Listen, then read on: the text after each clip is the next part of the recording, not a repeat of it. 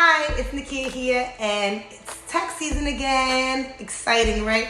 I know it's not exciting for you, but there are some new things that you should know as far as when it comes to the new standard deduction rates, adjusted tax bracket, credits, deductions, and much more. So let's dive right in. Let's start off with all the changes that are kicking off this year.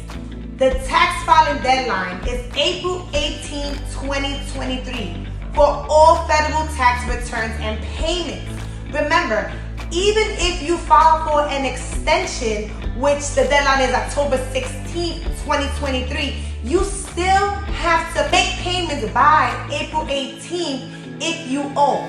Please do not think because you filed for an extension, you do not have to make the payment until that date, because they will start charging you penalties and interest. We don't want to do that. Next. Now here are some deductions and credit you might be able to use and claim on your 2022 and also your 2023.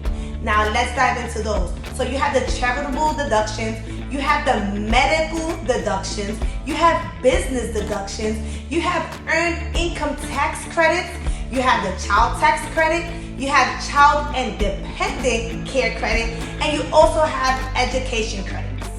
So if you qualify for any of these, make sure you take advantage this year and next year and use these credits, deductions, and new changes that we have in place this year. I'll talk to you on the next one. Bye guys.